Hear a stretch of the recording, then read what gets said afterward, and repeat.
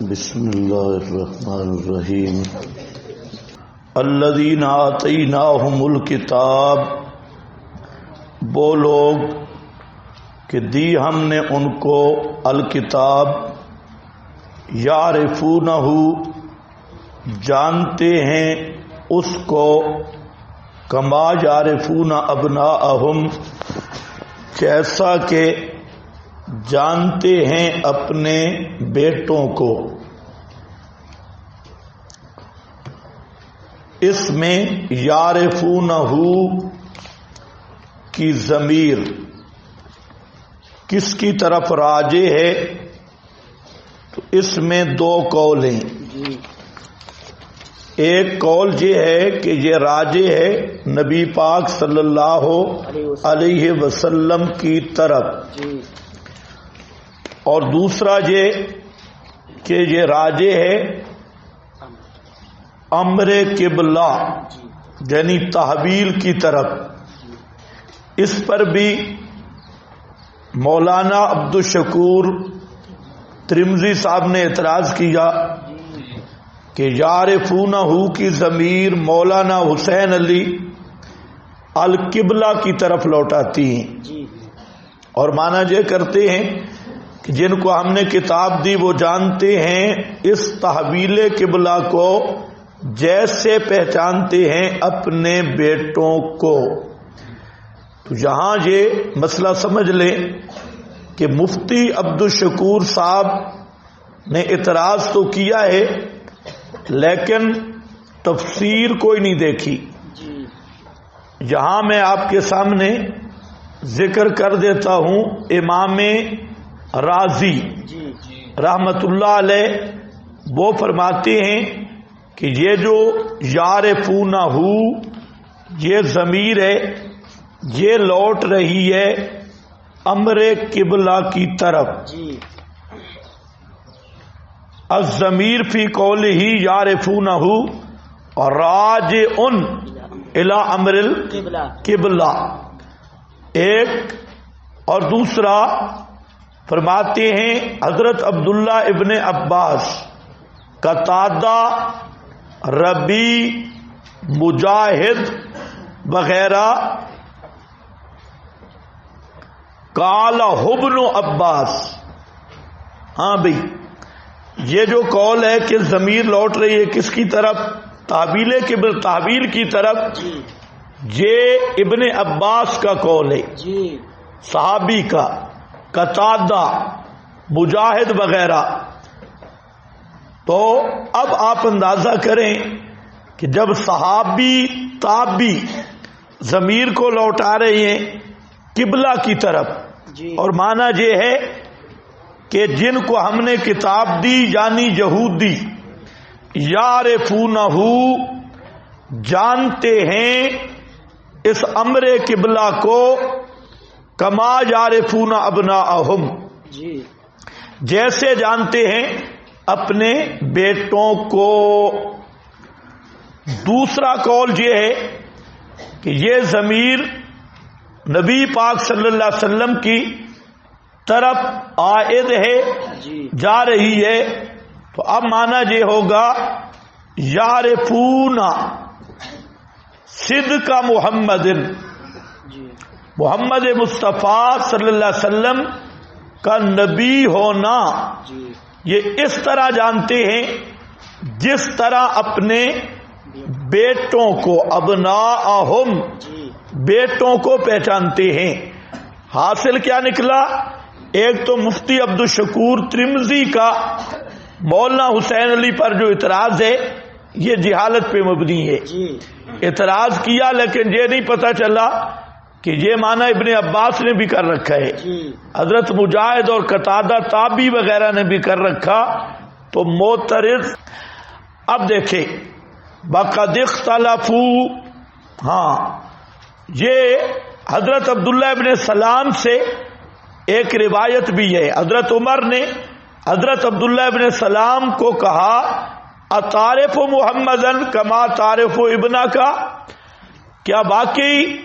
محمد صلی اللہ علیہ وسلم کی نبوت صدق آپ اس طرح جانتے ہیں جیسے اپنے بیٹے کو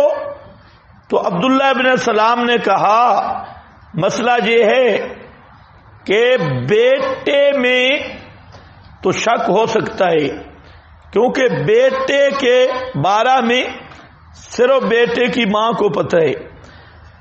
کہ اس نے کیا کیا، تو اس لیے بیٹے کے معاملہ میں تو میں شک کر سکتا ہوں، لیکن محمد مصطفیٰ کی نبوت یہ شک سے بالاتر رہے، تو اسی لیے کہتے ہیں کہ آپ صلی اللہ ابنی لا ادری ما کان من امہ، میرا بیٹا اللہ جانے اس کی ماں نے کیا کیا ہوگا، لیکن محمد صلی اللہ علیہ وسلم یہ امینہ فی سمائہ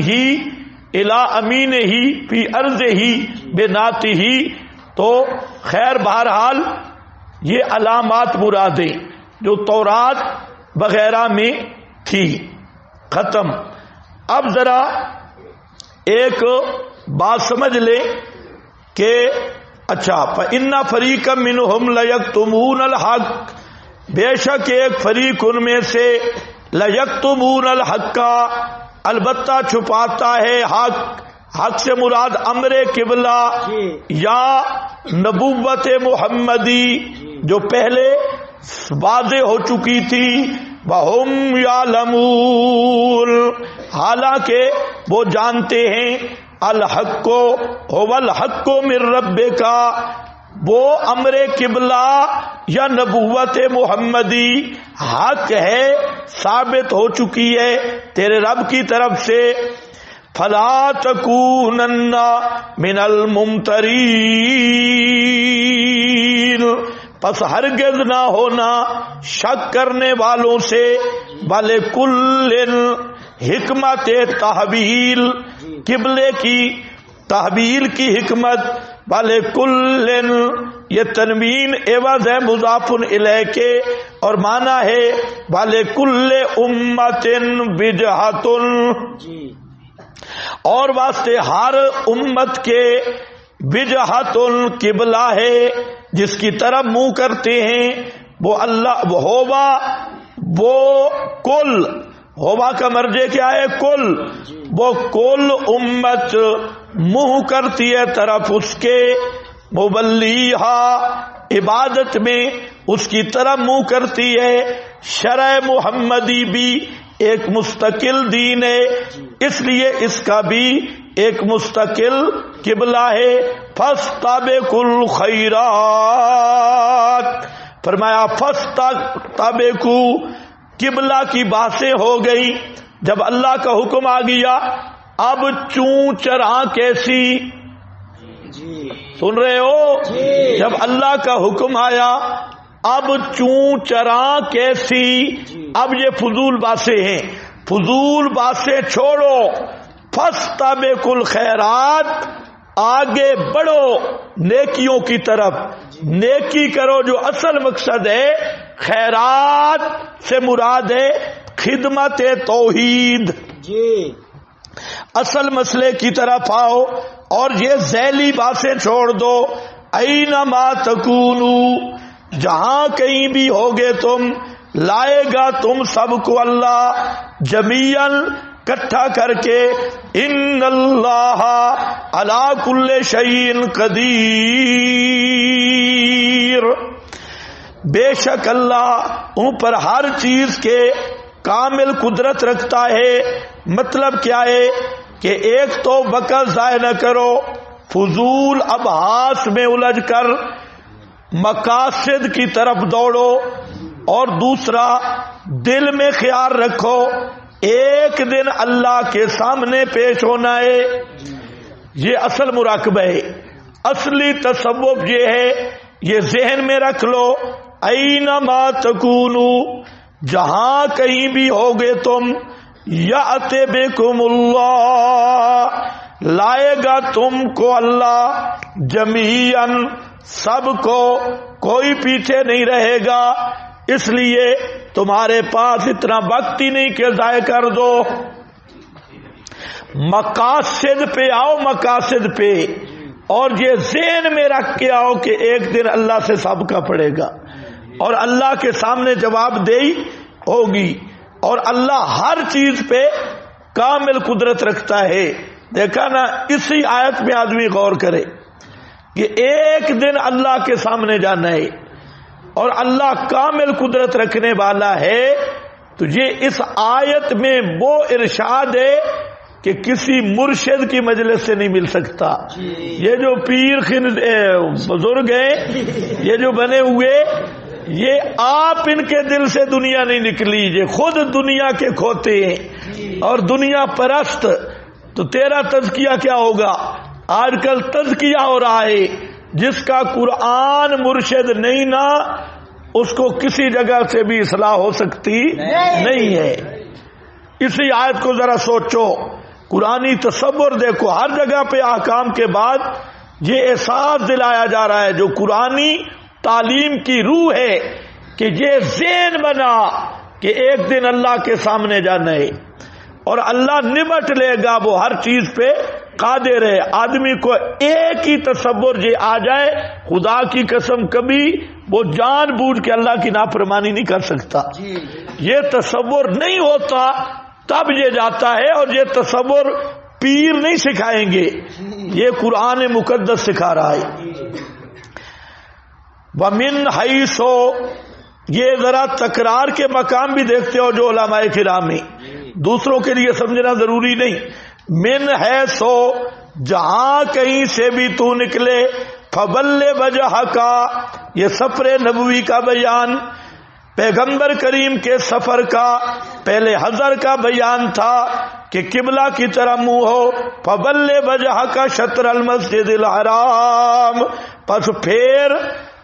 چہرہ اپنا طرف مسجد حرام کے، وَإِنَّهُ لَلْحَقُّ مِن رَبِّكَ، اور بے شک یہ حکم قبلہ، تحویل قبلہ والا البتہ حق ہے تیرے رب کی طرف سے، وَمَا اللَّهُ بِغَافِلٍ، اور نہیں ہے اللہ ذرا بھی غافل جو تم عمل کر رہے ہو۔